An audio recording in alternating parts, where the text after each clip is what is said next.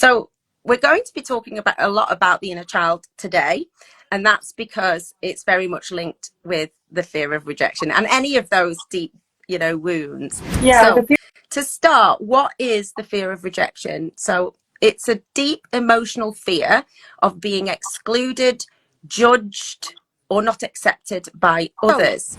How does it show up? Now, this has shown up massively in both of our lives. So avoiding relationships and vulnerability. So I had social anxiety, so I absolutely would avoid relationships of any kind. So we always start with a quote, and this week's quote is by someone called John Bradshaw, who was a counselor and theologian who was considered a pioneer of his time with emotional healing. And he said, "The child you once were lives on within you, seeking love, acceptance, and a voice." that's it. We all have an inner child within us that's crying out to be loved, and it's our job to reparent that inner child. Absolutely.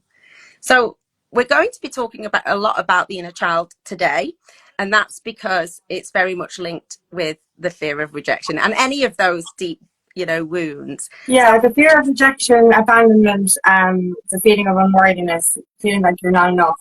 They're all the same. They all come from that wounded inner child, and they all kind of can stem from your childhood trauma. Absolutely. So we can do inner child work, and that's one way of going back and repairing those things that can hold us back. So we're going to look at what we mean by the fear of rejection, where it comes from, how it can show up, and then some ways that we can move through it and heal from it. So to start, what is the fear of rejection? So it's a deep emotional fear of being excluded, judged, or not accepted by others. It comes from past experiences, especially in childhood, where we may have felt unloved, abandoned, or not good enough. So they're all very much entwined, aren't they? Those there, and this is the thing. When I mention childhood, inner child abandonment, it doesn't necessarily have to mean that you were physically abandoned by a parent. A parent could have passed away, and you could feel abandoned, or a parent could be present but not emotionally present. Yeah, or parents splitting up. Yes, that's another one. Even parents with substance abuse or a lack of affection. These are all little ways, you might think that you grew up in a happy home, but there would be certain things that would have triggered that abandonment point, like even being reprimanded for drawing on the wall. That inner child, that child part of yourself is there kind of going, what did I do? I didn't do anything. What did I do? And it's just like you feel rejected and abandoned in certain ways, or even, even simple thing of being laughed at for falling over in the playground. That can actually trigger your kind of sense of rejection and abandonment as well. Anything as a child that kind of happens to you that would have left you feeling, I suppose, unworthy or rejected. I mean, we mentioned this before, even the simple thing of leaving the child crying, or even the child crying and, not giving attention, that can lead to core wounding and that feeling of rejection and abandonment that we can take on all through our lives till we figure out where it comes from. And actually, if you look, not that long ago, a lot of the advice was very damaging, and so parents could have, and often may be doing things with the best intention, and but it can still leave you with that feeling. And actually, we might not be completely aware of it, and that's why I'm going to talk about how this can show up, because often when we talk about these things, people think, well, I haven't got fear of rejection, but then when you see how it can come out in your adult life, then it can make us start to question again and have a little think. It's not about having a terrible childhood. We've got to remember, I mean, some people did have a terrible childhood, but you can still be affected even if you had very loving parents who were doing their best and trying their best and following the advice. Exactly. And that's it. It could be just there are certain ways, like, you could have been I suppose, encouraged to be an overachiever, this can lead to feelings of rejections as well, because you're actually feeling, if I don't get enough scores in my tests, that I'm not going to be loved. So, you know, it can be a flip of the switch. You might be overly loved or overly encouraged, which can actually lead to feelings of rejection as well. Yeah, so you feel like you have to live up to something in order to be loved. Yeah. So you are not enough in yourself. It's how you achieve. And, you know, parents, once again, can think they're doing the best thing. You know, they're encouraging them to be their best self. But it's important. And we can do that. That's great. But we also have to make sure that we're feeding their need to be seen even when they're not achieving, you know. Exactly. Yeah, and it's, you know, these things are not done maliciously often. It's, you know, it's, and I saw a really beautiful reel actually today. It was an interview with oh, I can't remember his name, from Take That. I told you earlier, it's dropped out of my head. You mentioned Andrew Tate, is that the right one? No, it wasn't a lovely one, that one. Oh, Robbie Williams, Take That. Sorry, it was 2 names when I heard. Yeah, Robbie Williams. Yeah, Robbie Williams, and he, well, he certainly comes across as a very self-aware person. I don't know if he's always been, but certainly we said children. Yeah, I noticed the difference in him after he had kids and, you know, settled down. There's a great woman behind every man, actually. Yes, he starts off by saying that his marriage is an unusual one because they both like each other, which I thought was quite funny. But he goes on to say, you know, the interviewer asked him how is he going to make sure that they, you know, they grow up to be happy, well-rounded people. And he was saying, you know, that, you know, love and acceptance and all this kind of, all that stuff that, you know, is great. But then he finishes, which is the bit of self-awareness that I loved, is that he said, but we will be giving them some level of wounding that we're not aware of.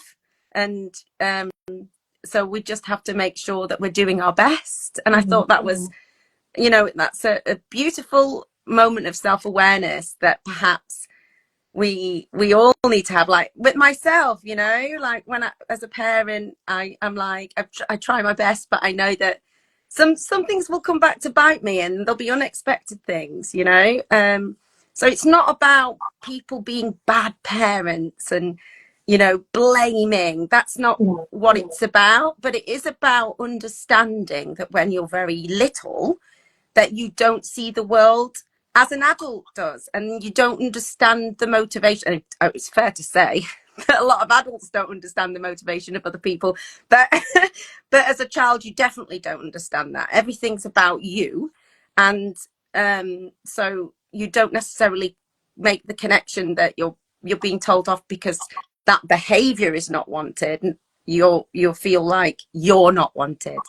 Yeah, and that is it, and that's the heartbreaking thing. As children, we're sponges, so we do take on everything, and we take it very personally. You know, it takes us a long time to realize that other people's behavior is a reflection of them and not of us. It takes us a long time. Yeah, but you know, that wounding that we develop as kids, it's an unconscious wounding, and our unconscious mind then buries it for most of our lives as a way of protection, but it comes out in different ways. So, you know, for me personally, like my mother left when we were toddlers. There was a lot of, I suppose, anger and violence, and you know, a lot of things that happened from a very young age, and that carried with me my whole life. But I didn't realize in my early 30s that every decision I'd ever made was based on my level of unworthiness. Because she was gone, I felt I wasn't deserving of love unconsciously. I spent my teenage years laughing that I didn't have a mother. I was like joking about it because I was like, I'm fine. I was in denial, honestly.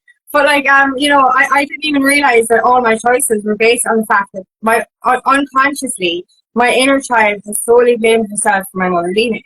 Yeah. So my whole life, I was unconsciously feeling that I wasn't worthy of love. So in turn, I attracted narcissistic relationships because I was seeking outside myself for that validation. And that's the sneaky part of it, is that we don't even realize that it affects us until I only realized after I noticed repeated patterns and how to break that. But we don't actually realize that the impact our childhood actually has on us in later life.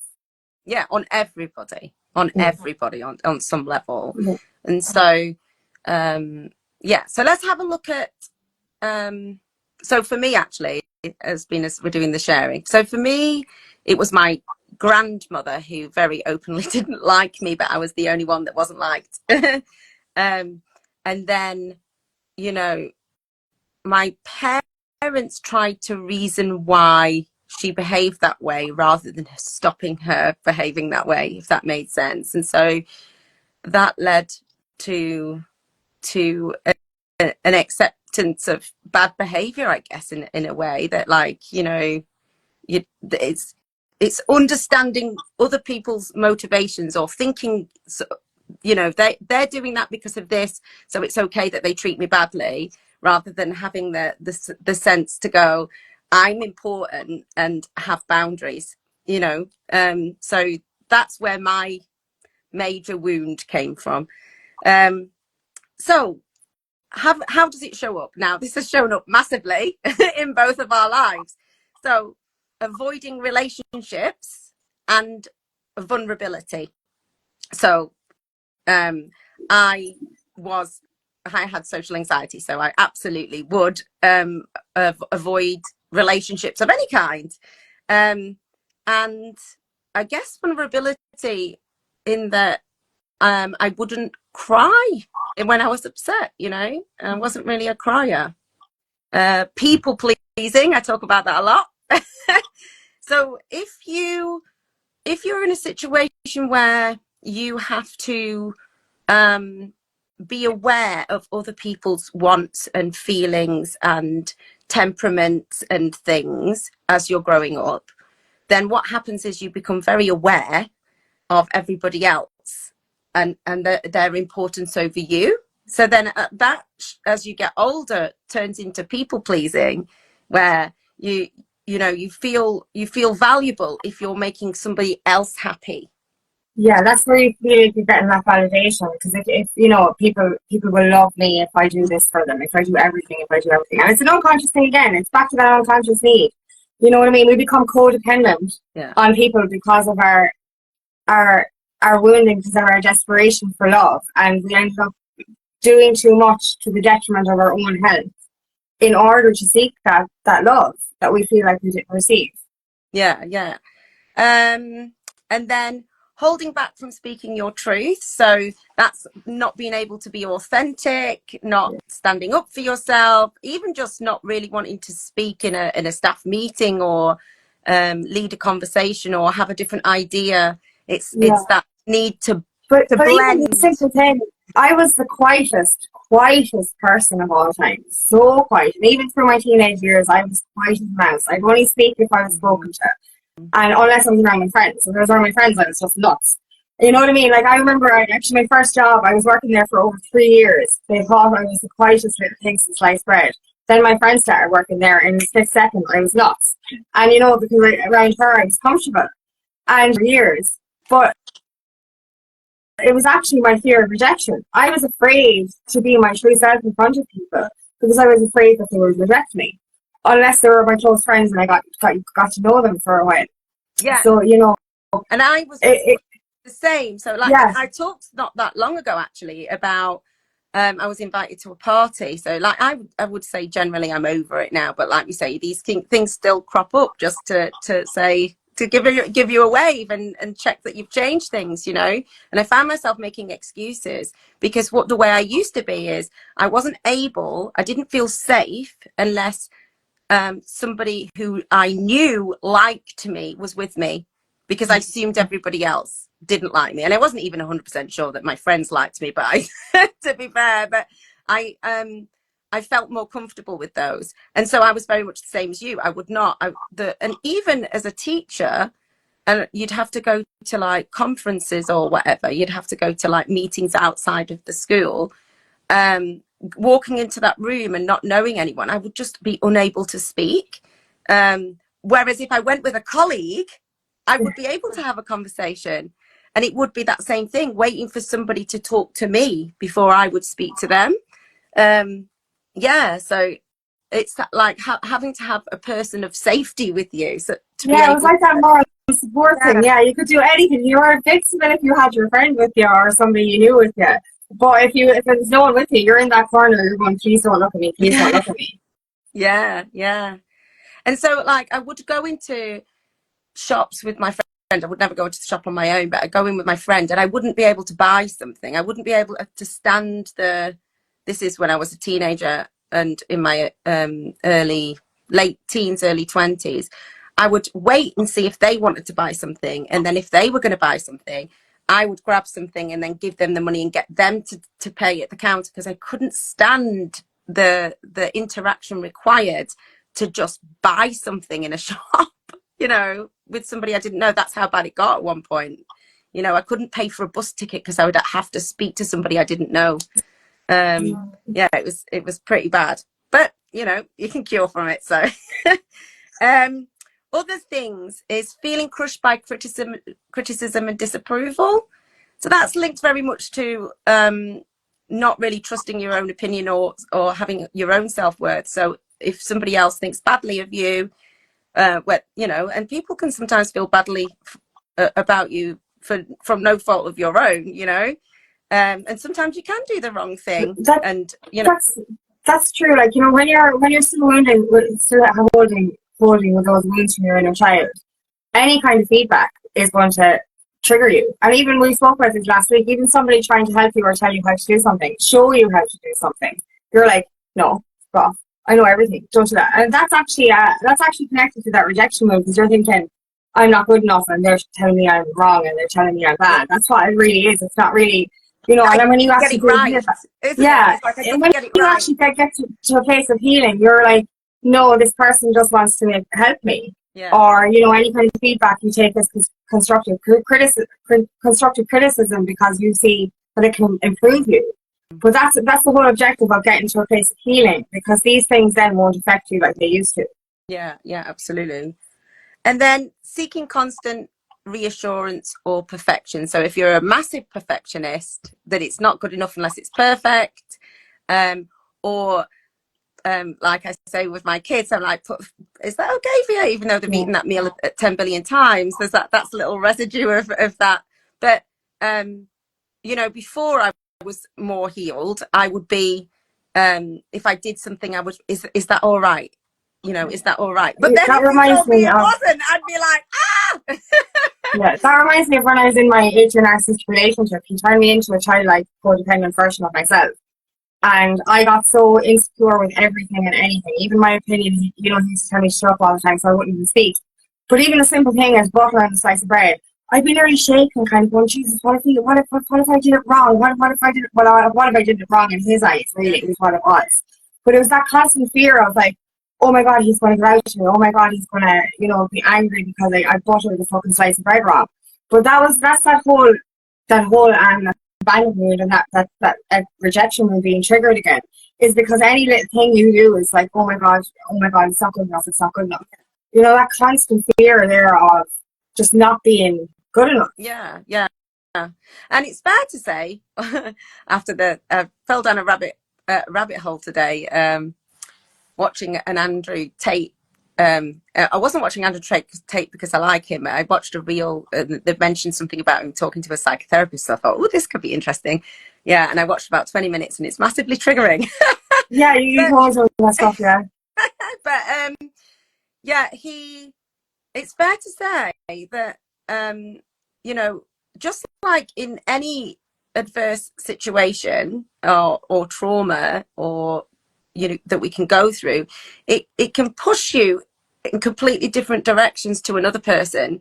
So for example, an alcoholic parent could make one child an alcoholic, not make them, but like that child will end up becoming an alcoholic, whereas another one would not touch a drop because of that same stimulus, essentially. Yeah. Two completely polarizing things.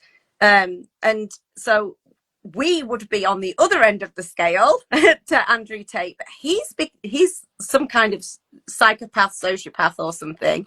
But if you hear about him talking about his upbringing, he very much was expected to perform, and his feelings were not considered, and it was tough, and he was beaten, and this and that and the other. But he lacks any kind of self-awareness that there's any other side to him that he's pushing down. It's just like, my child should make me happy. And I think one of the most triggering things he said was something about spirit. The violence is the but no, he said it the way He said spirituality. something like, was anger is a form of Yeah, spirituality, no, and he said violence. violence is Violence. Yeah. spiritual as well. And I was just like, oh my god, That's what no. he said. Violence is the most spiritual thing on earth. I was like, wow. Yeah, Yeah. no. So, and you can see why it is what he says is attractive, because often with these people, there is an element of truth to what they say. I think that a lot of people who are, depressed or whatever, are struggling with, uh, you know, pushing themselves to do stuff, and it's like that fear when you get scared of everything, of change, then you don't change anything. So that just like people that have, many people that have bad messages to give into the world, there is an element of truth that it's built on, that we should probably be more disciplined, like if you can be more disciplined, you can get the things you want better. But at the same time, a lot of the things he says is very damaging. Very damaging, and it's a real insight into the mind of someone who was very damaged when they were younger, in my opinion. He dangles all his things like diamonds around himself. Like you can see very clearly his self-worth is on. He tells you many times, I've got this many cars, and I've got this many women, and I've got this much money, and it's like, he's obviously got a massive rejection and yeah, abandonment that he's trying to mask with all this stuff, like, yeah, because but he's like, it'll never be enough. It'll yeah, never be like enough. he's obviously empty inside. If you need that much external stuff, it means you're empty on the inside and that you're not actually happy. Yeah. And that's not It's to very say sad. all successful people with lots of things Yeah. Oh good. yeah. No. No. I'm Saying not. that, but Yeah. um, For him especially, but from the little that you told me, there's massive proof there that he has definitely got massive unworthiness in right that he needs to heal. Definitely. absolutely, yeah, yeah.